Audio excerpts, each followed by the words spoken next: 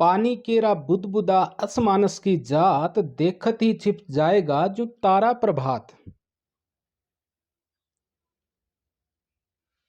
नमस्कार दोस्तों, ये भक्तिकालीन काव्य से संबंधित पार्ट नंबर 7 है।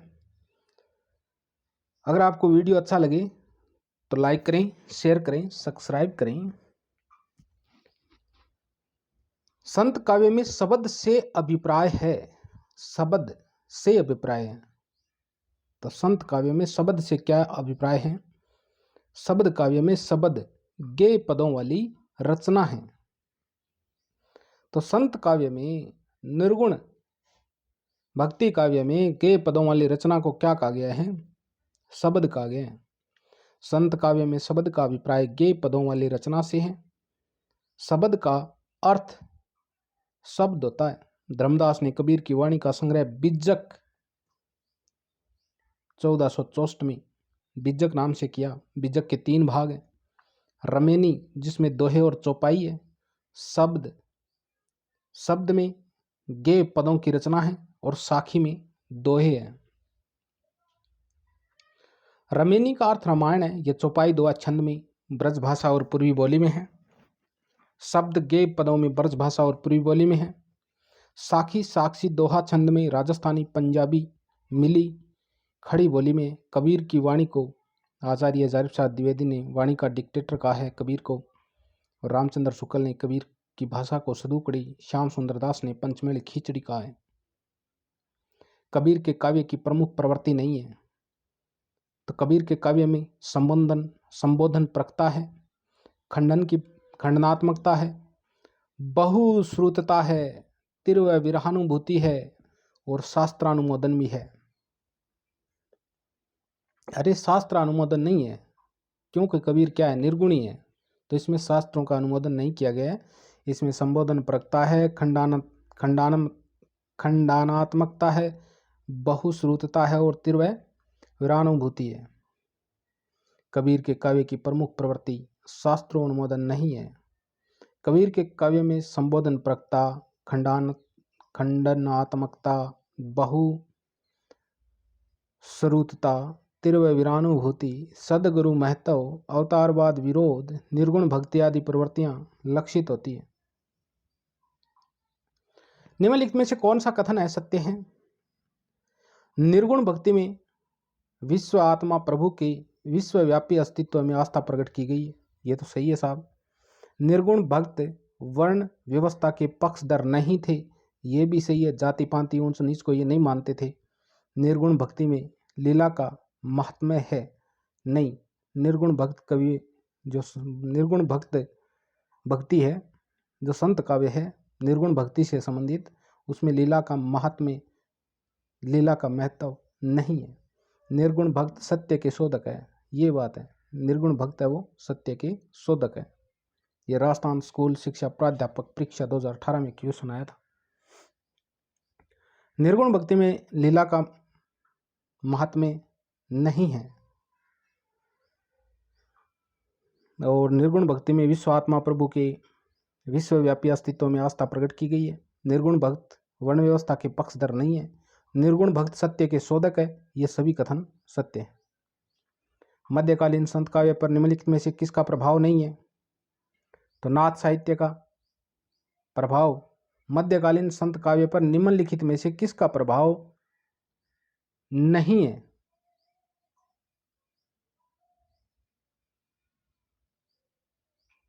तो नाथ साहित्य का प्रभाव नहीं है। उपनिषद का, अद्वैत दर्शन का, जैन साहित्य का है। ये भी स्कूल प्राध्यापक परीक्षा 2018 में आया। मध्यकालीन संत काव्य पर जैन साहित्य का प्रभाव नहीं है। क्या बात है! ऊपर का कुछ ही दे रखा है, नीचे कुछ ही दे रखा है। अरे नाथ संप्रदाय से तो इन्होंने, कबीर ने हठ धर्म को ग्रहण किया था। है का मतलब सूर्य और ठे का मतलब चंद्रमा होता है। और उपनिषदों, अद्वैत दर्शन का भी प्रभाव है इस पे शंकराचार्य की। तो मध्यकालीन संत काव्य परंपरा पर जैन साहित्य का प्रभाव नहीं है। नाथ साहित्य, उपनिषद, अद्वैत दर्शन, इन सभी का प्रभाव मध्यकालीन संत काव्य पर है। कबीर के संदर्भ में निम्नलिखित में से कौन सा कथन असत्य है? तो असत्य कथन बताना है। कबीर के काव्य में दाम्पत्य के द्योतक प्रतीकों का सुंदर प्रयोग हुआ है, ये सही बात है। दाम्पत्यात्मक सुंदर प्रयोग हुआ है कबीर के साहित्य में। काव्य रचना कबीर का प्रथम लक्ष्य था। कबीर का प्रथम लक्ष्य काव्य रचना नहीं था भाई। कबीर के काव्य में रहस्यवाद मिलता है, तो कबीर के काव्य में रहस्यवाद मिलता है साहब।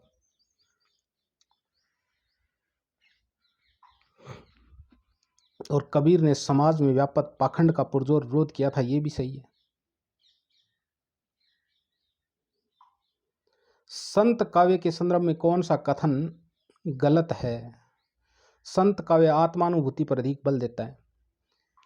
तो संत काव्य है वो आत्मानुभूति पर अधिक बल देता है, आत्म ज्ञान को अधिक महत्व देता है।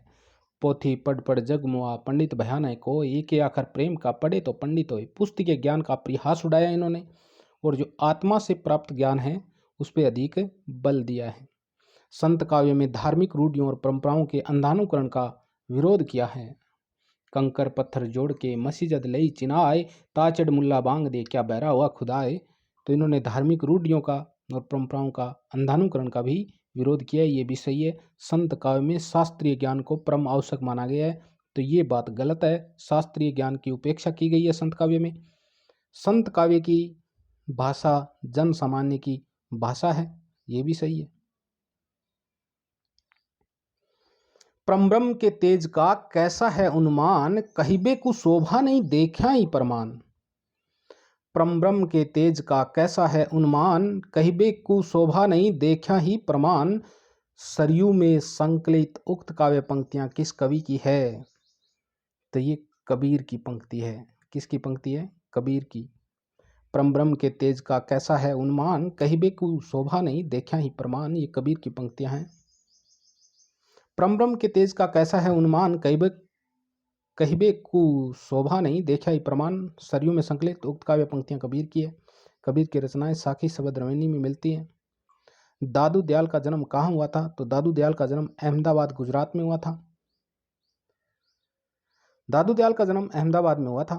दादू दयाल ने परब्रह्म संप्रदाय या दादू संप्रदाय चलाया था। दादू दयाल की वाणियों का सर्वप्रथम संपादन उनके शिष्य संत दास ने और जगन्नाथ दास ने हरडे वाणी शीर्षक से किया। उसके बाद में रज्जब जी ने रजब ते गजब कियो, सिर पे बांधो मोर, आए थे हरीब जन को कियो नरक को ठोर। रजब ने अंगवधू शीर्षक से इनका फिर से संपादन किया, पुनः संपादन किया रजब ने अंगवधू शीर्षक से। साधना के 3 अवयव बताए गए हैं, कर्म, ज्ञान और तीसरा भक्ति। साधना के 3 अवयव, कर्म, ज्ञान और भक्ति। निम्नलिखित में से कौन सी कबीर की वाणी की विशेषता नहीं है? कबीर की वाणी की बात करें तो संसार की अनित्यता, कबीर की वाणी में मिलते हैं संसार की अनित्यता या क्षण भंगुरता मिलती हैं। पानी केरा बुदबुदा असमानस की जात, देखती छिप जाएगा जो तारा प्रभात। मूर्ति पूजा तीर्थाटन आदि का महत्व इन्होंने महत्व नहीं, उसका खंडन मंडन किया, उनका विरोध किया। मूर्ति पूजा तीर्थाटन इनका विरोध किया है। कंकर पत्थर जोड़ के मस्जिद लई चिनाए, ताचड मुल्ला बांग दे क्या बहरा हुआ खुदाए। तो मूर्ति पूजा और तीर्थाटन आदि को महत्व न देकर उसका विरोध किया है। हृदय की शुद्धि पर बल दिया है। तो संत कवियों ने हृदय की शुद्धि पर बल दिया है। जैसे कबीर माया पापनी हरिशु करत हराम, मुख कटियाली कुमति की कहने दे राम। तो हृदय की शुद्धता पर जोर दिया है। हिंदू मुसलमानों को फटकार लगाइए, हिंदू और मुसलमान दोनों को फटकार लगाइए।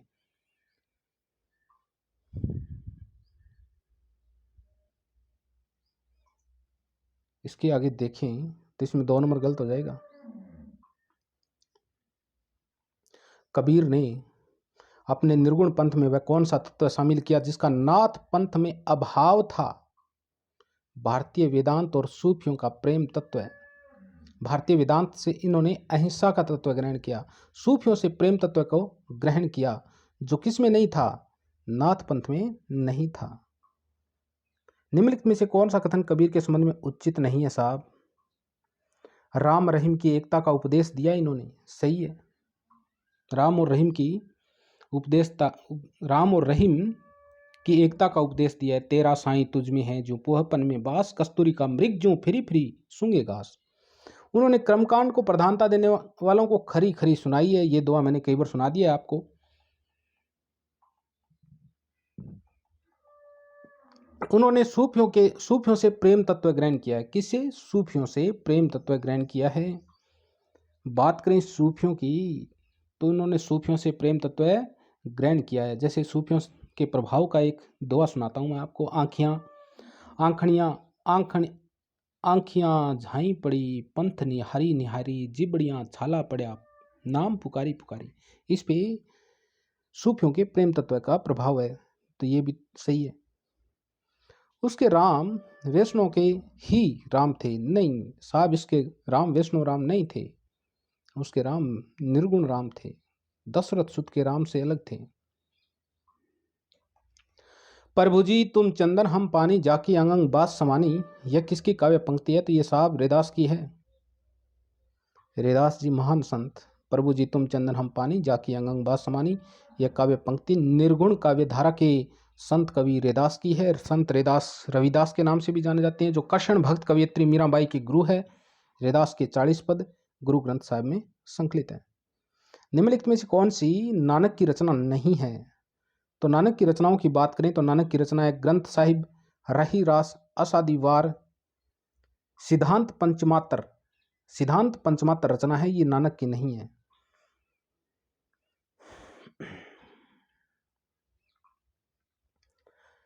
दी गई रचनाओं में सिद्धांत पंचमात्रा गुरु नानक देव की रचना नहीं है। गुरु नानक देव सिख संप्रदाय के मूल प्रवर्तक एवं आदि गुरु हैं। इनकी प्रमुख रचनाएं जप्पू जी, आसादीवार, रहीरास और सोहिला। रैदास के पद किस धार्मिक ग्रंथ में संकलित है? तो रैदास के पद आदि गुरु ग्रंथ साहिब में संकलित है, जिसका संकलन किया था गुरु अर्जुन देव ने। हरडेवाणी किसकी रचनाओं का संग्रह है? तो हरडेवाणी दादू दयाल जी की रचनाओं का संग्रह है, जो उसके शिष्य संतदास और जगन्नाथ दास ने संग्रह किया था। रज्जब की रचना है सभंगी। गुरु नानक की जप्पू जी, आसादीवार, रहीरास, सोहिला रचना है। ईश्वर के अस्तित्व को स्वीकार नहीं करने वाला दर्शन कौन सा है? जो ईश्वर के अस्तित्व को स्वीकार नहीं करता है साहब, वो चारवाक दर्शन है। कौन सा दर्शन है? चारवाक दर्शन है। चारवाक दर्शन में ईश्वर की सत्ता को स्वीकार नहीं किया जाता है। ईश्वर के अस्तित्व को स्वीकार नहीं करने वाला दर्शन चारवाक दर्शन है। द्वैत दर्शन के प्रणेता निम्बारक है। इनको भेदवाद भी कहते हैं। दादू पंथ का प्रधान पीठ दादू द्वारा कहां पर स्थित है? तो ये नरेना, जयपुर, राजस्थान में स्थित है। दादू संप्रदाय को परब्रह्म संप्रदाय भी कहते हैं। कबीर के परलोकवास होने पर उसकी गति किन्हें मिले थे? तो कबीर के परलोकवासी होने पर उनकी गति उनके शिष्य धर्मदास को मिली थी। धर्मदास ने बीजक के नाम से 1464 में दादू की वाणियों का संकलन किया था। संत रजब द्वारा दादू दयाल की समग्र रचनाओं का संकलन किस नाम से किया गया? तो वो अंगवधू के नाम से किया गया। ज्ञानबोध ये मलुकदास की है। ज्ञान समुंदर ये सुंदरदास की और सभंगी रजब की है। निम्नलिखित में से किस संत का साधना क्षेत्र कभी भी राजस्थान नहीं रहा साहब? तो वो है जम्मनाथ, राजस्थान के, सुंदरदास दौसा के, पिंपा भी राजस्थान के, मलुकदास, इसका जन्म इलाहाबाद उत्तर प्रदेश में हुआ था। अजगर करे ने चाकरी, पंछी करे ने काम, दास मलुका कह गए सबके दाता राम। तो ये इलाहाबाद के थे। दार्शनिक विचारधारा की दृष्टि से भेदवादी विचारधारा से संबंधित संत का नाम क्या है? भेदवाद। तो ये गुरु नानक है। दार्शनिक विचारधारा की दृष्टि से भेदवादी विचारधारा से संबंधित संत का नाम है गुरु नानक।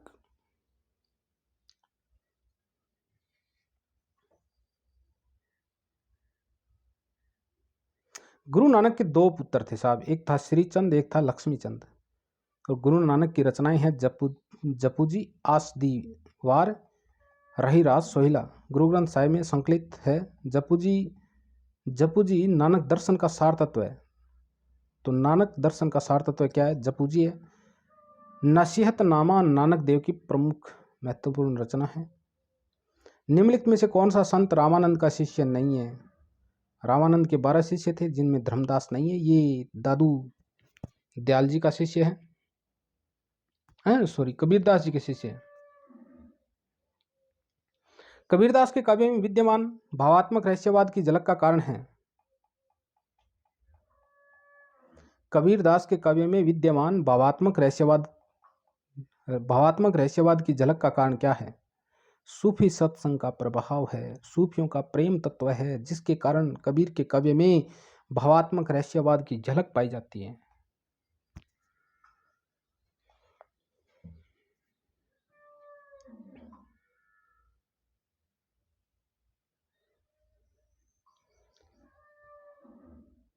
कबीर स्थान स्थान पर ज्ञान मार्ग की प्रतिष्ठा करते पाए जाते हैं। संतों आई ज्ञान की आंधी रे, किसकी रचना है? संतों भाई आई ज्ञान की आंधी रे, हस्ती चढ़िए ज्ञान को सहज दुलेचा डारी, स्वान रूप संसार है भूखंदे जखमारी। ये पंक्तियां कबीर जी की है।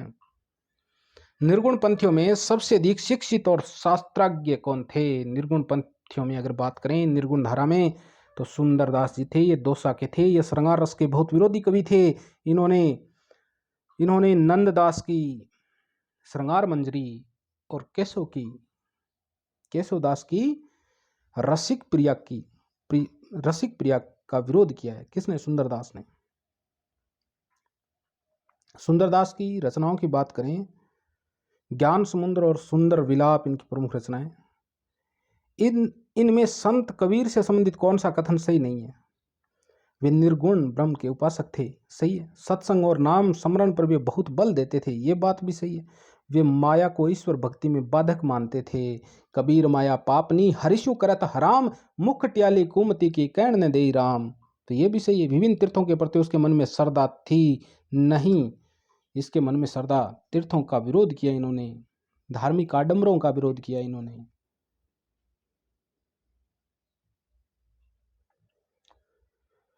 जो पे चेराई राम की करतो ने ले जातो। पंक्ति में चेराई शब्द का अर्थ क्या होता है साहब? तो चेराई की मतलब होता है सेवा। क्या होता है? चेराई का मतलब होता है सेवा। हंस जो रहा शरीर में पांख जरा गा भागी। इस पंक्ति में हंस का अर्थ क्या है? तो हंस जीव आत्मा का प्रतीक है। हंस जो रहा शरीर में पांख जरा गा भागी, इस पंक्ति में हंस का अर्थ जीव है। कस्तूरी कुंडिल बसे मृग डूडे बनमाही, ऐसे घटी घटी राम है दुनिया देखे नाही। प्रस्तुत पद में है। तो प्रस्तुत पद में क्या है? भावात्मक रहस्यवाद है, शुद्ध अद्वैतवाद है, अद्वैतवाद है, इनमें से कोई नहीं। तो ये तो साहब अद्वैतवाद से समर्थ देता है। अद्वैतवाद शंकराचार्य जी ने दिया था। कबीर का हठयोग किस साहित्य से प्रभावित है? तो ये नाथ साहित्य से प्रभावित है, सिद्ध और नाथ साहित्य से, जिसमें है का अर्थ सूर्य और ठे का अर्थ चंद्रमा लगाया जाता है। दुर्गा सप्तशती और चंडी चरित्र के नाम से हिंदी में अनुवाद किसने किया? दुर्गा सप्तशती का चंडी चरित्र के नाम से तो ये गुरु गोविंद सिंह ने किया था। दुर्गा सप्तशती का चंडी चरित्र के नाम से हिंदी में अनुवाद गुरु गोविंद सिंह ने किया। गुरु नानक सिख संप्रदाय के मूल प्रवर्तक आदि गुरु माने जाते हैं। इनकी प्रमुख रचना है गुरु नानक की जपूजी आसादीवार रहीराज सोहिला। जपूजी नानक दर्शन का सार तत्व है। निम्नलिखित में से किसे संत कवि नहीं माना जाता है? तो ईश्वरदास, इसको संत कवि नहीं माना जाता है। ईश्वरदास की प्रमुख रचना आप जानते ही हैं, जिसे हजारी प्रसाद द्विवेदी ने सूफी काव्य की प्रथम रचना भी माना है। वो कौन सी रचना है? आप कमेंट करके बताओ ईश्वरदास की।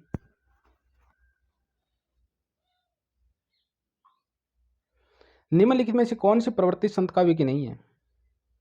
संत काव्य क्रोध लोभ मोह हिंसा की निंदा करता है, सदाचार आदि गुणों का प्रतिष्ठान करता है, जनजीवन का चित्रण करता है वर्णाश्रम व्यवस्था का समर्थन नहीं करता है, उसका विरोध करता है।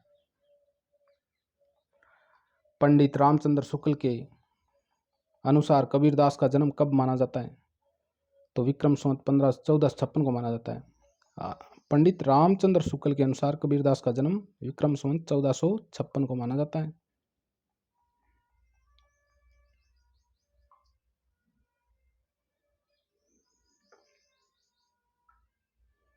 1518 में मगैर में मृत्यु हुई थी कबीर की। कबीरदास की वाणी का संग्रह किसने किया? धर्मदास ने। किस में? बिज्जक में। कब? 1464 में। उसमें शब्द साखी शब्द रमेनी है। कबीरदास के पश्चात कबीर की गद्दी का उत्तराधिकारी धर्मदास था। निर्गुण संत थे, कबीर थे। कबीरदास की भाषा को कहा जाता है सधुकड़ी।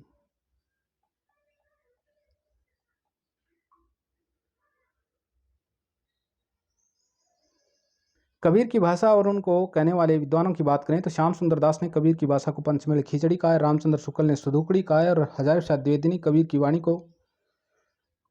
को वाणी का डिक्टेटर यानी वाणी का तानाशाह कहा है। ज्ञानाश्रयी शाखा से संबंधित है तो ज्ञानाश्रयी शाखा से संबंधित कबीरदास है। बात करें सूरदास की तो ये कृष्ण काव्य धारा और मीरा भी कृष्ण काव्य धारा से संबंधित है और तुलसीदास जी राम काव्य धारा सैगुण काव्य धारा से संबंधित है।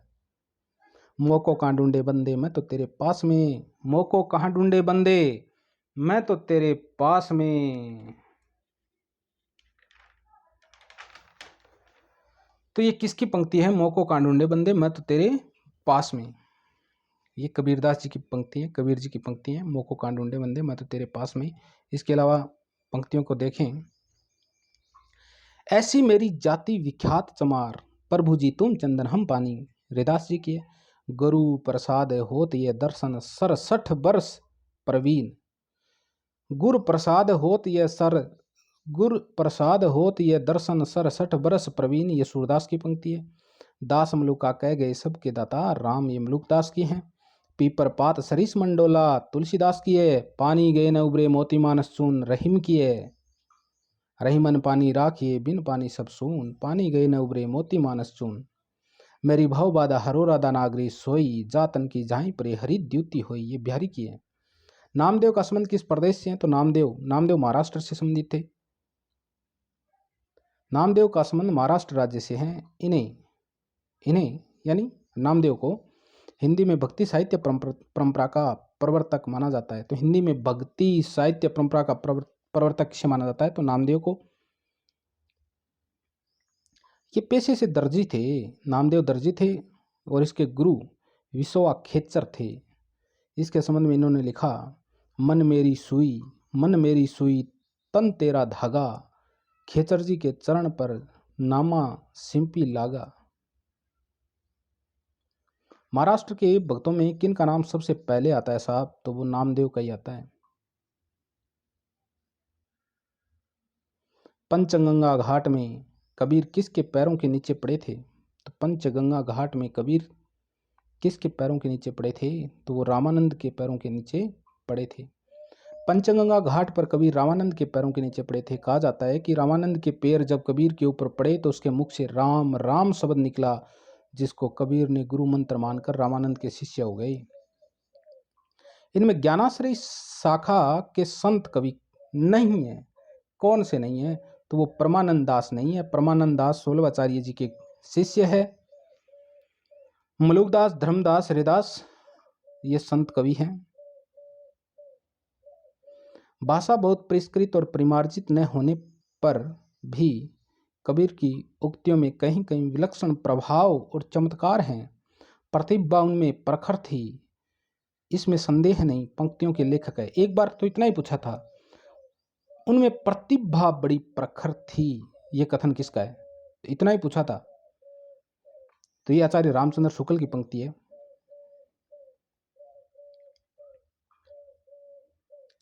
कबीर के बीजक पर रची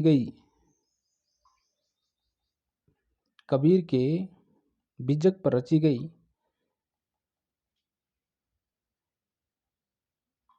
ती टिक्का किसकी है? पूर्णदास की है। चलो आगे देखते हैं।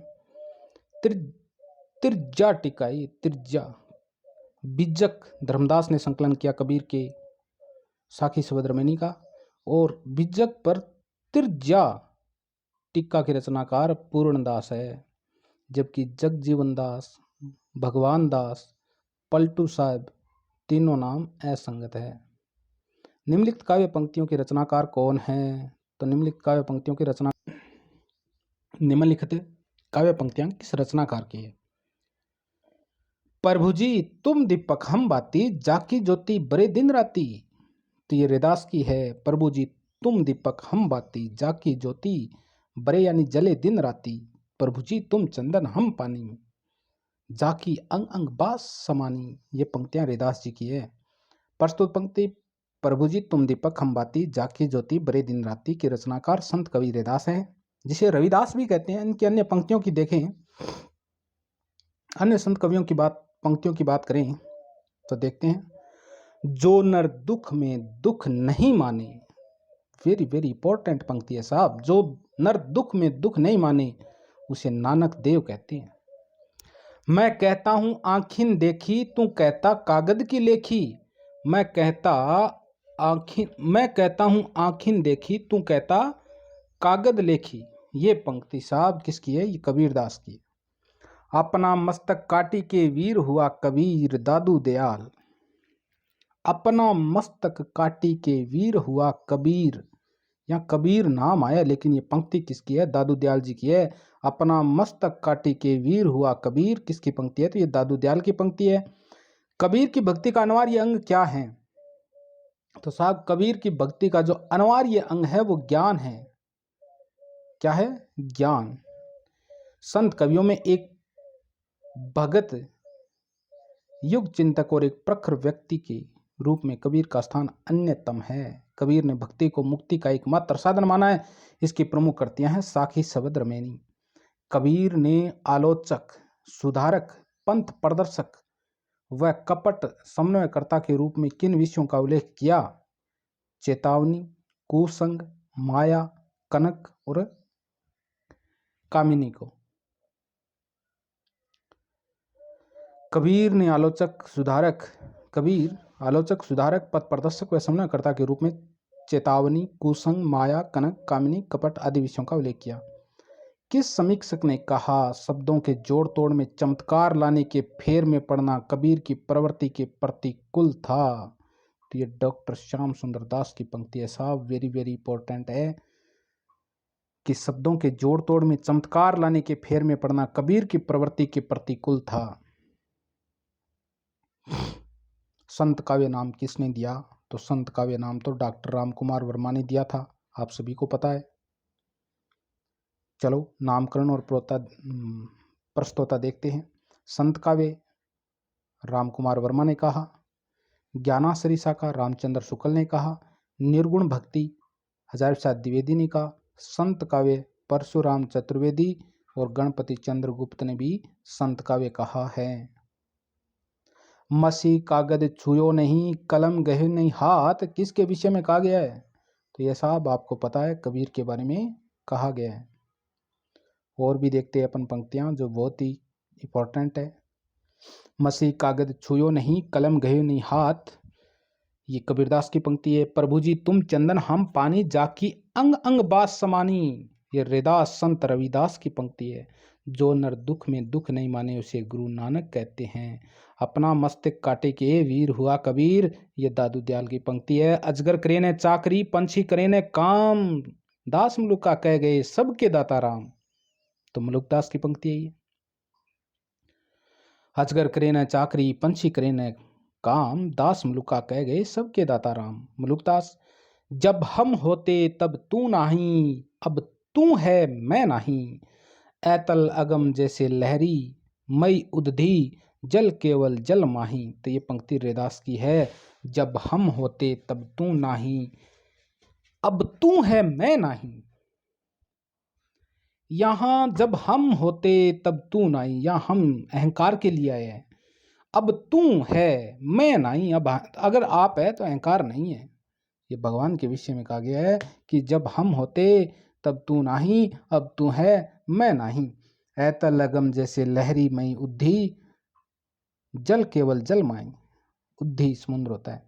बिनु पद चले सुने बिनु काना, कर बिनु कर्म करे विधि नाना।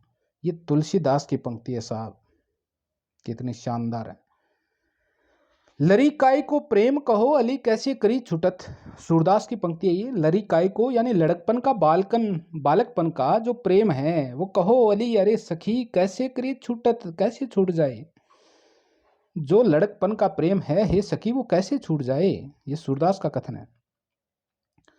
निम्नलिखित निर्गुण कवियों का सही कालक्रम कौन सा है, तो कालक्रम की दृष्टि से देखें तो कबीर का जन्म 1398 में हुआ था, 1398 में। उसके बाद में दादू का 1541 के लगभग हुआ था, और मलूकदास उसके बाद में सुंदरदास जी आते हैं, सही है 4 नंबर, और उनके देख लेते हैं। और कबीर जी का जन्म 1398 में और दादू दयाल 1544 में हुआ है। मलूकदास 1576 है, सुंदरदास 1596 में जन्मे थे दौसा में। और संत कवियों में सबसे पढ़े लिखे संत थे सुंदरदास। रजब अली खां के गुरु कौन थे? रजब अली खां के गुरु तो भाई दादू दयाल थे। एक बार रजब जी दूल्हा बने, सभी बनते हैं जीवन में, एक बार ही बनने का मौका मिल रहा है, और अब तो कुछ ऐसी समाज में धारा बह रही है कि एक बार भी मौका मुश्किल से मिल रहा है, कुछ को तो मिल नहीं रहा है। तो रजब जी दूल्हे के वेश में विवाह करने के लिए जा रहे थे, तभी दादू दयाल की वाणी उसके कानों में पड़ी। रजब ते गजब कियो सिर पे बांधो मोर, आए थे हरि भजन को कियो नरक को ठोर। अरे कहाँ जा रहा है तू नरक में। और उसी दिन से रजब जी ने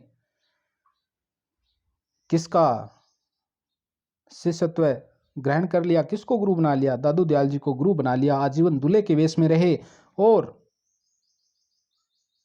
संत बने भाई, बहुत शानदार। रजब दादू दयाल जी के, दादू संप्रदाय के संत है रजब, जिसने सभंगी की रचना की। इनमें कौन बावरी पंथ से संबंधित नहीं है? बावरी पंथ से संबंधित कौन नहीं है? तो बुल्ला साहब, बुलाल और संत साहिबा, ये बावरी पंथ से संबंधित है। पलटू साहब है, ये पलटने वाले हैं, ये बावरी साहब बावरी पंथ से संबंधित है, नहीं है।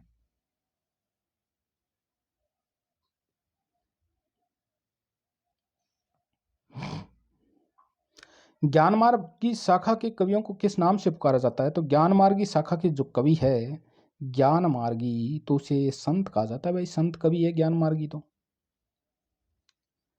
और बात करें संत कवियों की तो कबीर, दादू, सुंदरदास, रैदास, नानक, मलुकदास प्रमुख है। निर्गुण भक्ति धारा की दूसरी काव्य धारा प्रेमाश्रय नाम है, जिसका प्रमुख कवि जायसी है, कुतुबन, मंजन, नूर मोहम्मद। भक्ति विवेक निम्नलिखित में से किसकी रचना है? भक्ति विवेक। और भक्ति विवेक और ये मलुकदास की रचना है। मलुकदास की ज्ञान प्रोची, ज्ञान बोध, सुख सागर, मलुकदास की रचनाएं हैं। भक्ति विवेक किसकी है? तो भक्ति का विवेक किसे था? मलुकदास को था। भक्ति विवेक मलुकदास की रचनाएं। इनकी अन्य रचनाएं ज्ञान बोध, रतन खान, सुख सागर, रामावतार लीला, ब्रज लीला, ध्रुव चरित। निर्गुण ज्ञानाश्रयी शाखा का दूसरा नाम क्या है साहब? निर्गुण ज्ञानाश्रयी शाखा का दूसरा नाम संत साहित्य है। संत साहित्य, संत काव्य धारा, भक्ति। कबीर की वाणी का संग्रह बीजक कहलाता है। उसके कितने भाग है? उसके 3 भाग है। एक तो साखी है, एक शब्द है और एक रमेनी है। संत साहित्य में प्रयुक्त बंक नाली का पर्याय निम्नलिखित में से कौन सा नहीं है? बंक नाली जो संत साहित्य में कबीर जी मोस्टली काम में लेते हैं, बंक नाली का पर्याय क्या नहीं है? बंक नाली का पर्याय होता है त्रिकुटी, राजदंत और संखिनी होता है, लेकिन वक्र नाली नहीं होता है। बंक नाली का पर्याय वक्र नाली नहीं होता है, उसका पर्याय होता है त्रिकुटी, राजदंत और संखिनी। जन्म काल के अनुसार निम्नलिखित कवियों का सही क्रम बताना है। तो सही क्रम देखें तो कबीर 1398 है, कबीरदास जी 1398, गुरु नानक 1469 हो गए, और उसके बाद में दादू दयाल ये हो गए 1544, और उसके बाद में मलुकदास 1574। तो इस तरह से 3 नंबर सही हो जाएगा। 1398, 1469, 1544, 1574 मलुकदास कड़ा इलाहाबाद में जन्मे थे। सबंगी रचना किसकी है? तो ये पहले ही बता चुका हूँ, रजब की गजब रचना है सबंगी। अंगवधु नाम से उन्होंने दादू दयाल की रचनाओं का संकलन किया था। किसने? रजब ने। उनके कवियों के साथ सुमेलित करना है साहब। देखते हैं भक्तमाल नाबादास कहाँ पे? भक्तमाल नाबादास की है। बिज्जक कबीर की है। अखरावट ये जायसी की है। श्याम सगाई 3 में क्या कर देंगे? श्याम सगाई 4 में 3 कर देंगे भाई। नंदास की है श्याम सगाई, रुक्मणी सगाई, अष्टाधायी, रास पंचाध्यायी, ये किसकी रचनाएं हैं? नंददास। श्याम सगाई किसकी रचना है? श्याम सगाई नंददास की है। भक्तमाल ये नाबादास की है। अखरावट जायसी की है और बिज्जक कबीर की है। और हित हरिवंश किसकी है? हित 84 हित हरिवंश की है। मुसलमान अनुयायी कबीरदास को किन का शिष्य मानते हैं? तो मुसलमान जो अनुयायी है वो कबीरदास जी को शेख तकी का शिष्य मानते हैं। मुसलमानों के अनुसार कबीर जी का जो गुरु है वो कौन है? शेख तकी है। लेकिन सर्वविदित है कि ये रामानंद के शिष्य परंपरा में अग्रण्य थे। जन्म काल के अनुसार कवियों का सही अनुक्रम कौन सा है? तो इसमें ऑप्शन नंबर 3 दिया गया है। गुरु नानक की बात करें तो 1469 में गुरु नानक का जन्म होता है। उसके बाद में दादू दयाल 1544 में। उसके बाद में बात करें मलुकदास की तो ये 1574 में जन्मे। उसके बाद में बात करें सुंदरदास की तो ये जन्मे थे 1596 में, दौसा में। मलुकदास कड़ा इलाहाबाद में जन्मे थे। सूर समाना चंद में दहु किया घर एक, मन का चिंता तब भया कछु पुरबला लेख। वाह पुरबला लेख, वाह मारी हेली। सूर समाना चंद में दहु किया घर एक, मन का चिंता तब भया कछु पुरबला लेख। इन पंक्तियों के रचनाकार तो आप जानते हैं सभी कबीरदास जी हैं। और भी कवियों की रचनाएं देखते हैं। सूर समाना चंद में दहु किया घर एक, मन का चिंता तब भया कछु पुरबला लेख, कबीरदास। निगम अगम साहब सुगम राम सांचली चाहे, अंबु असन अलोकियत सुलभ सब ही जगमा है। वाह भाई वाह तुलसीदास जी। निगम अगम साहब सुगम राम सांचली चाहे। सांचली चाहे किसके लिए? राम के लिए। किसकी? तुलसीदास जी की। अंबु असन अलोकियत सुलभ सब ही जगमाए, सब भी सुलभ हो जाते हैं। असत मिलई अंतर पड़ई भाव भक्ति रस जाई, असत मिलई अंतर पड़ई भाव भक्ति रस जाई, साथ मिलई सुख उपजई आनंद अंग नवाई। दादू दयाल की पंक्ति है। बोलिए तो तब जब बोले बे की बुद्धि होए। अरे भाई बोलिए तो तब जब बोलने की बुद्धि होए, ना तो मुख मौन गही चुप होए रहिए, ना तो मुख मौन गही चुप होए रहिए। ये सुंदरदास जी कहते हैं कि भैया बोलने की बुद्धि है तो बोलिए, अगर बोलने की बुद्धि नहीं है तो क्या रहना है? मौन रहना है, चुप ही रहो, चुप रहना ही अच्छा है। अगर बोलने की बुद्धि नहीं है तो ये बात कौन करता है? सुंदरदास जी करते हैं। सुंदरदास जी दादू दयाल के शिष्य है। सुंदरदास जी के गुरु दादू दयाल थे। दादू दयाल ने परब्रह्म संप्रदाय चलाया था। सुंदरदास दौसा में जन्मे थे 1596 में। इनमें किसका समय सबसे पहले है? भाई देख लेते हैं पहले कौन है। इसमें सबसे पहले रैदास को माना जाता है। रैदास का जन्म भी 1398 में हुआ था। कबीरदास का जन्म भी 1398 में हुआ था। लेकिन कबीर और रैदास में पहले रैदास माने जाते हैं। ठीक है। उसके बाद में धर्मदास का जन्म 1400 ईस्वी में, दादू दयाल का 1544 में हुआ था। सहजोबाई किस शाखा की रचनाकार है? सहजोबाई ज्ञानाश्रयी शाखा की रचनाकार है। सहजोबाई ज्ञानाश्रयी शाखा की संत कवि है। सहजोबाई की एक प्रमाणिक ग्रंथ सहज प्रकाश दयाबाई और सहजोबाई संत चरणदास जी की शिष्य थी। दोनों चचेरी बहनें थी।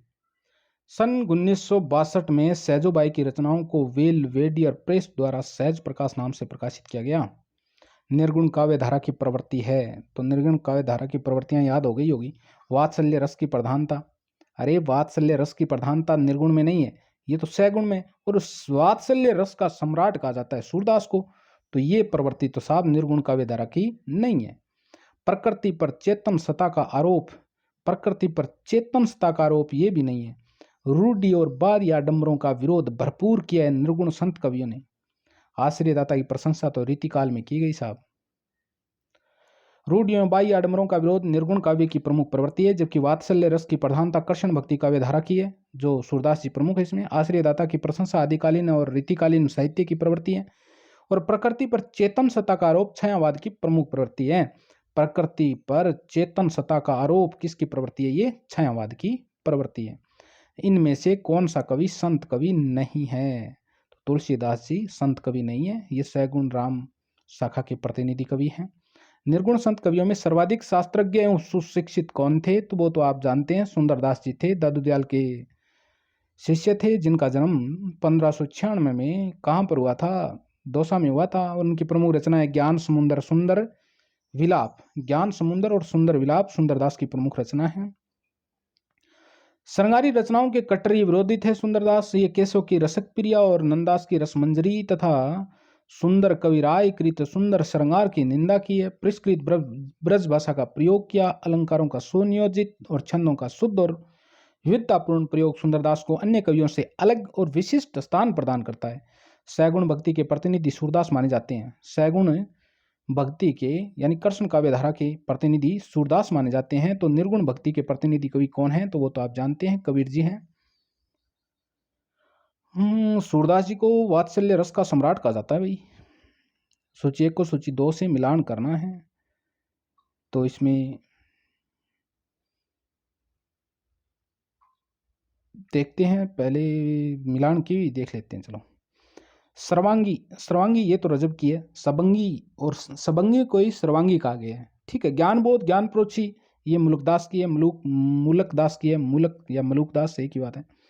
प्रेम प्रगास, प्रेम प्रगास ये धरणीदास की है। प्रेम प्रगास, प्रेम धरणीदास। शब्द सागर तो ये बुल्ला साहब की है। शब्द सागर, शब्द सागर किसने लिखा? बुल्ला साहब ने। अंगवधु, अंगवधु, अंगवधु, अंगवधु, अंगवधु, दादू द अंगवधु, अंगवधु रजब की रचना है, लेकिन यहाँ ऑप्शन के आधार पर दादू दयाल किया गया है, ठीक है। अंगवधु वैसे किसकी रचना? रजब की रचना है। हरडे वाणी एवं अंगवधु किसकी वाणी के संकलन है? तो ये दादू दयाल जी की वाणी के संकलन है। अंगवधु का संकलन किया था किसने? अंगवधु का रजब जी ने, जबकि हरडे वाणी जगन्नाथ दास ने, संतदास ने संकलन किया था। चलो चलते हैं ज्ञानबोध रचना की। ज्ञानबोध ये तो मुलुकदास की अभी बताया मैंने ज्ञानबोध, इसके अलावा भी देख लेते हैं। चलो, भक्ति काल के निर्गुण संत कवि मुलुकदास। ज्ञानबोध, रतन की खान थे मुलुकदास। भगत बच्छावली, भक्ति विवेक, 12 खड़ी, ध्रुव चरित्र, रामावतार लीला, ब्रज लीला, विभव विभूति तथा सुख सागर नामक ग्रंथों के रचनाकार है कौन? मलुकदास। अन्य संत सुंदरदास ने ज्ञान समुंदर और सुंदर विलाप नामक ग्रंथों की रचना की। दादू दयाल के शिष्य रजब ने दादू दयाल की समग्र रचनाओं को अब अंगवधु शीर्षक से संकलित किया। चंडी चरित्र तो ये तो आप बहुत बार आ गए। दुर्गा सप्तशती का हिंदी अनुवाद है, जो गुरु गोविंद सिंह ने किया था, जो सिखों के 10वें और अंतिम गुरु थे। और गुरु ग्रंथ साहिब का संकलन सिखों के 5वें गुरु गुरु अर्जन देव ने किया था। निम्नलिखित में से संत काव्य परंपरा के अंतर्गत नए आने वाले कवि कौन है? तो ये तो वही साहब नंदास है।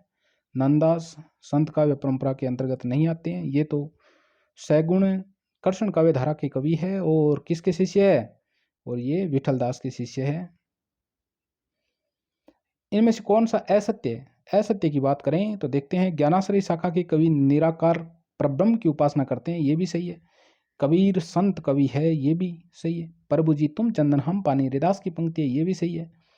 संत तुलसीदास ज्ञानाश्रय शाखा की कवि है, नहीं, ये रामाश्रय शाखा की कवि है। राम शाखा सैगुण भक्ति धारा के कवि हैं। रामानंद नीमा किस कवि की माता का नाम था? तो नीमा माता थी किसकी? कबीरदास की माता थी नीमा। कबीर की माता क्या नाम था? नीमा। कबीर का पालन पोषण किया था, जबकि जन्म देने वाली कोई विधवा ब्राह्मणी थी। उसके विषय में दोहा प्रसिद्ध है। जना विधवा ब्राह्मणी ने था, काशी सर में त्याग दिया, तंतु वाय निरुनीमा ने पालन कबीरा दास किया।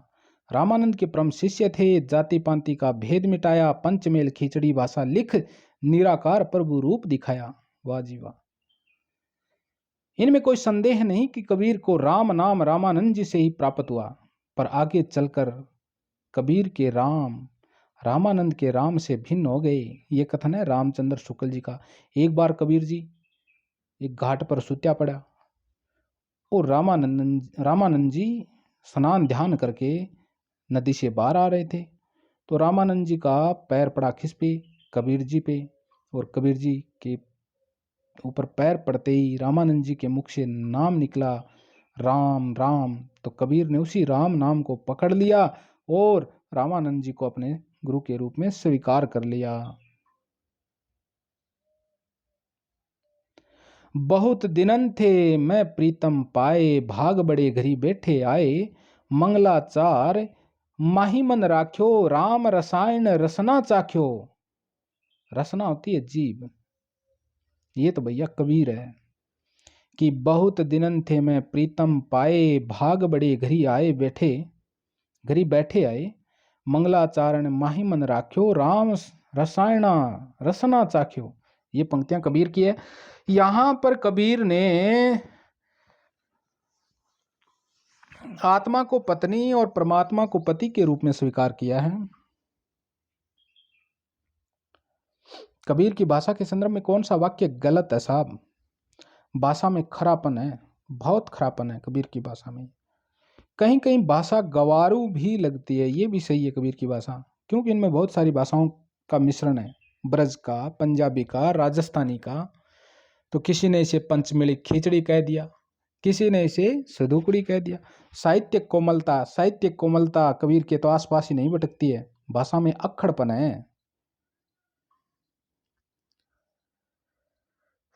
आचार्य प्रसाद द्विवेदी ने इसे वाणी का डिक्टेटर कहा है। कबीर की वाणी में स्थान स्थान पर भावात्मक रहस्यवाद की झलक को आचार्य रामचंद्र शुक्ल ने किसके सत्संग का प्रसाद माना है?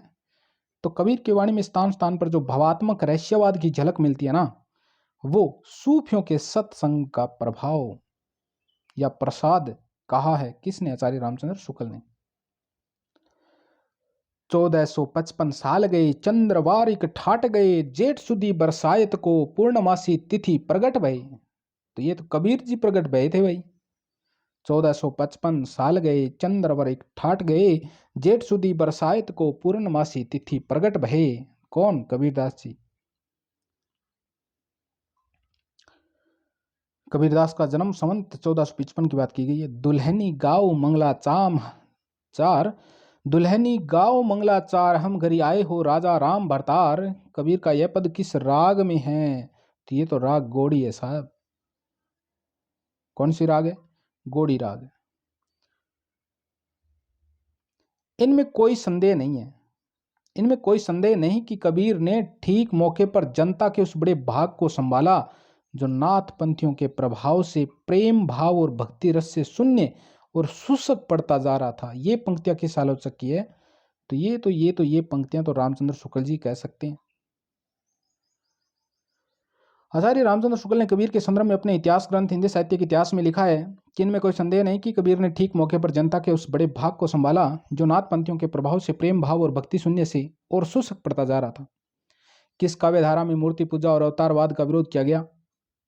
संत काव्य धारा में किया गया है साहब। मूर्ति पूजा अवतारवाद का खंडन किया गया है, उनका विरोध किया गया है। और विरोध करने वालों में सबसे प्रमुख संत काव्य में देखे तो कबीर जी थे। उनके विरोध के सवर दिखाते हैं आपको। कंकर पत्थर जोड़ के मस्जिद लही चिनाए, ताचड़ मुल्ला बांग दे क्या बहरा हुआ खुदाए। इस दोहे में धार्मिक आडंबरों का विरोध किया है। जल में कुंभ, कुंभ में जल है, बाहर भीतर पानी, फटा कुंभ जल जल स्माना तत्कयो ये ज्ञानी। इसमें आत्मा परमात्मा का एक तत्व का प्रतिपादन किया है। पहाड़ पूजे हरि मिले तो मैं पूजूं, पहाड़ ताते यह चक्की भली, पीस खाए संसार। इसमें मूर्ति पूजा का विरोध किया गया है। तो विरोध का, खंडन का, मंडन का भाव किस में है? कबीर के साहित्य में है। रैदास की किस धारा और शाखा के कवि थे? रैदास किस धारा और शाखा के कवि थे? तो ये धारा और शाखा देखें तो ये निर्गुण धारा और ज्ञानाश्रय शाखा के संत कवि थे।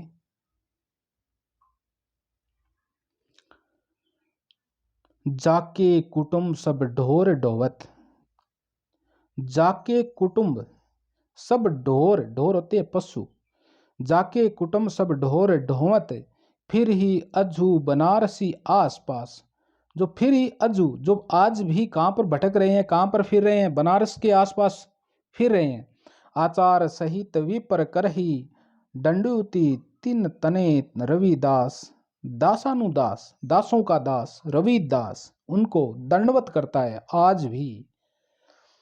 रैदास जी क्या कहते हैं? रविदास जी, रैदास जी कहते हैं कि जिनके कुटुंब पशुओं के ढोते हैं, जो आज भी बनारस के आसपास फिरते हैं, आचार सहित विपर कर ही दंडवत तिन, यानी उन्हें रविदास भी क्या करते हैं? दंडवत करते हैं। इन काव्य पंक्तियों में किन भावों की अभिव्यंजना की गई है? तो इन काव्य में देखें तो 1, 2 और 3 सही है। लोक व्यवहार की बात की गई है, वर्ण व्यवस्था की बात आई है, जाति की बात आ गई और विनय की बात भी आ गई है। गर्भोक्ति की बात नहीं आई है। ये नेट में पूछा गया, कितना शानदार पद है। निर्गुण भक्ति धारा के संत कवि रैदास की प्रस्तुत पंक्ति दासानुदास में लोक व्यवहार, वर्ण व्यवस्था और विनय जैसे भावों की अभिव्यंजना हुई है, जबकि गर्भोक्ति की नहीं हुई है साहब। निम्नलिखित कृतियों को उनके रचनाकारों के साथ सुमेलित कीजिए। अब देखो, जप्पू जी, जप्पू जी सोहिला रहीरास, जप्पू जी नानक का दर्शन तत्व का सार है। ये नानक कहाँ पे? नानक, नानक जी ये रहे 5 नंबर पे। तो ये जप्पू जी किसकी रचना है? नानक की रचना है। रसमंजरी, जिसकी सुंदर दास ने घोर निंदा की थी, ये नंददास की है। बरवे नायिका भेद, अरे बरे, बरवे नायिका भेद ये तो रहीम जी की है। और विराग्य संदीपिनी तुलसीदास जी कहाँ पे साहब? ये रहा, ये विराग्य संदीपिनी तुलसीदास जी की है। जप्पू जी नानक की है, रसमंजरी नंददास की है, बरवे नायिका वेद रहीमदास की है, विराग्य संदीपिनी तुलसीदास की है। कबीरदास को मानवतावादी कवि क्यों कहा जाता है? कबीर जी को मानवतावादी कवि क्यों कहा जाता है? वे मानव थे इसलिए? अरे नहीं, वे मानव के बीच नहीं रहते थे इसलिए नहीं रहे। उन्होंने मानव मानव में भेद न करते हुए सबके उत्थान की बात की थी, इसलिए उसे मानवतावादी कवि कहा जाता है। किसे? कबीर को। रैदास का दूसरा नाम क्या था? दासानुदास, रविदास, रविदास नाम था उसका। रैदास का दूसरा नाम रविदास था, जो भक्तिकालीन कवि थे, मीरा के गुरु थे। और ये बनारस के निवासी, जाति के चमार, मन चंगा तो कटौती में गंगा, मन चंगा तो कटौती में गंगा, तथा प्रभु जी तुम चंदन हम पानी, जाकी बास अंग अंग समानी। ये प्रसिद्ध पंक्तियां रैदास जी की है। गुरु ग्रंथ साहिब में किस कवि की रचनाएं संकलित है? तो गुरु ग्रंथ साहिब में कबीर की रचनाएं संकलित है।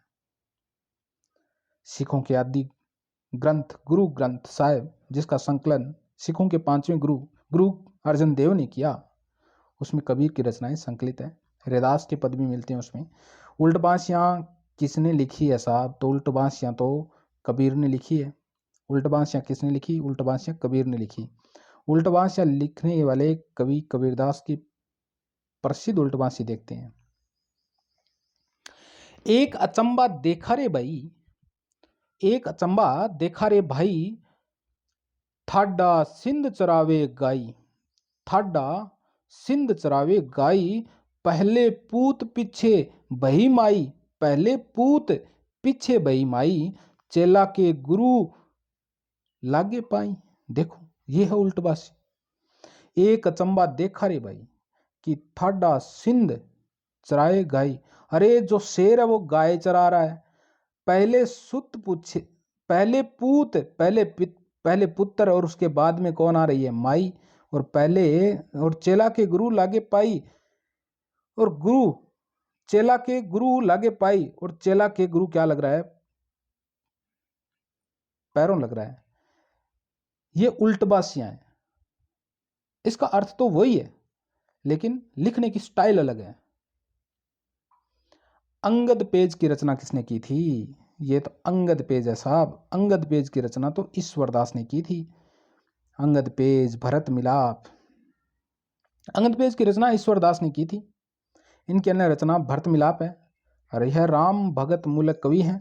ईश्वरदास ने प्रेमाख्यानक काव्य सत्यवती कथा भी लिखा है और सत्यवती कथा को हजारी प्रसाद द्विवेदी ने सूफी काव्य की प्रथम रचना माना है। ज्ञानदीप के रचयिता कौन है? तो ज्ञानदीप के रचयिता साहब शेख नबी है। ज्ञानदीप की रचना सूफी रचनाकार शेख नबी ने किया है और सेंस मंझन ने मधुमालती का, कुतुबन ने मृगावती का और उस्मान ने चित्रावली का लेखन किया। सूफी साधना के 4 पड़ाव में इनमें से कौन सा नहीं है साहब? इसमें होती है एक तो शरीयत होती है, एक तरीकत होती है और एक शरीयत होती है, तरीकत होती है, एक मारिफत होती है, मलकूत नहीं होता है, और ये एक होती है हकीकत। हाँ, हकीकत। चलो देखते हैं 4 पड़ाव। शरीयत क्या है? धर्म ग्रंथों का विधि निषेध शरीयत कहलाता है। शरीयत क्या है? धर्म ग्रंथों का विधि निषेध है ना, वो शरीयत है। तरीकत, हृदय की शुद्धता को तरीकत कहते हैं। हृदय की शुद्धता होती है तो क्या हो जाते हैं भाई? तर जाते हैं, इस भवसागर को पार हो जाते हैं, तो हृदय की शुद्धता तरीकत है। हकीकत, भक्ति उपासना से सत्य का बोध होता है, ये हकीकत बात है। तीसरी है हकीकत की भक्ति और उपासना से सत्य बोध होता है, तो भक्ति उपासना से सत्य बोध हकीकत का मतलब है। और हकीकत भी यही है कि भक्ति और उपासना से सत्य बोध होता है, याद हो जाएगा। मार्फत, सिद्धावस्था या आत्म परमात्मा मिलन, आत्मा और परमात्मा का जो मिलन है उसे मार्फत कहते हैं। सिद्धावस्था या आत्मा परमात्मा का मिलन उसे मार्फत कहते हैं। भक्ति उपासना से सत्य बोध हकीकत है। हृदय की शुद्धता तरीकत है। और शरीयत यानी धर्म ग्रंथों का विधि निषेध शरीयत कहलाता है। सूफी कवि नूर मोहम्मद की रचना का नाम है, तो नूर मोहम्मद की रचना का नाम साहब, इसमें ये स्टार लगाया, क्यों लगाया कि अनुराग बांसुरी और इंद्रावती दोनों ही किसकी है? नूर मोहम्मद की है। और बात करें इंद्रावती की, तो इंद्रावती 1744 के अंदर रची गई, और अनुराग बांसुरी की बात करें तो ये 1764 के अंदर रची गई, 1764 में। आगे देखते हैं इसकी डिटेल। दिए गए विकल्पों में इंद्रावती 1744, अनुराग बांसुरी 1764, दोनों रचनाएं नूर मोहम्मद की है। मधुमालती 1545 में रची गई मंझन की रचना है मधुमालती। और इस प्रश्न को आयोग ने गलत माना है। क्यों माना है? क्योंकि एक कवि की 2 रचनाएं दी गई है, इसलिए गलत मानना पड़ा। राघव चेतन इनमें से किस सूफी काव्य का पात्र है? तो राघव चेतन, पद्मावत कहाँ है? पद्मावत ये रहा, तो राघव चेतन है, ये पद्मावत का एक पात्र है। राघव चेतन दी गई रचनाओं में जायसी की अम्र कृति पद्मावत का पात्र है। पद्मावत में नागमती, पद्मावती, रतन सेन की प्रेम कहानी के माध्यम प्रोक्सता का प्रतीक बांधा है। अवधि भाषा में रचित, और ठेठ अवधि मिले ना तो वो पहले ठेठ अवधि करना है। रचित पद्मावत 57 खंडों में विभक्त है। आचार्य शुक्ल के अनुसार पद्मावत का पूर्वार्ध भाग कल्पित और उत्तरार्ध भाग ऐतिहासिक है। इसके अन्य प्रमुख पात्र है रतन सेन। रतन सेन मन का प्रतीक है। पद्मावती बुद्धि का प्रतीक है। सुबा या हीरामन तोता ये गुरु का प्रतीक है। नागमती सांसारिकता का प्रतीक है। और अलाउद्दीन खिलजी, अरे भैया अलाउद्दीन खिलजी है, ये माया का प्रतीक है। और शेष रचनाओं के रचनाकार इस प्रकार है। मधुमालती मंजन के साहब, मृगावती कुतुबन की है, यानी मृगलान कर्ण पढ़ लिया, कुतियां पढ़ लिया, चंदाइन मुला दाऊद की है। सूफी काव्य परंपरा की सर्वश्रेष्ठ रचना कौन सी है? क्या बात है, तो वो पद्मावत है, मलिक मोहम्मद जायसी की है। ये यूपीएचएससी असिस्टेंट प्रोफेसर 2016 में पूछा गया क्वेश्चन है, वेरी वेरी इंपॉर्टेंट है। सूफी काव्य परंपरा की सबसे श्रेष्ठ रचना पद्मावत है, जो 1540 में मलिक मोहम्मद जायसी ने लिखी थी। तो दोस्तों आज इस पार्ट में इतना ही पढ़ेंगे। आगे का जस्ट आने वाला है पार्ट। अगर आपको वीडियो बढ़िया लगा तो लाइक करें, शेयर करें, चैनल को सब्सक्राइब करें, अपने दोस्तों को सेंड करें, ऑल नोटिफिकेशन पे क्लिक करें ताकि आने वाले वीडियो के बारे में पता चल सके। अगर कोई कमी रही है तो बढ़िया तरीका लिखे भेजो कौन सी कमी रही है जो अगले वीडियो में आप सुधार करा। और अगर बढ़िया है तो कुछ मोटिवेशनली भी हो जाना चाहिए। तो कमेंट किया करो, लाइक किया करो, जिससे मुझे मोटिवेशन मिलेगा तो ही ये हिंदी साहित्य का इतिहास पूरा होगा। बहुत बड़ा हिंदी साहित्य का इतिहास है, उसको हम कर रहे हैं, भक्ति काल में चल रहे हैं। ओके।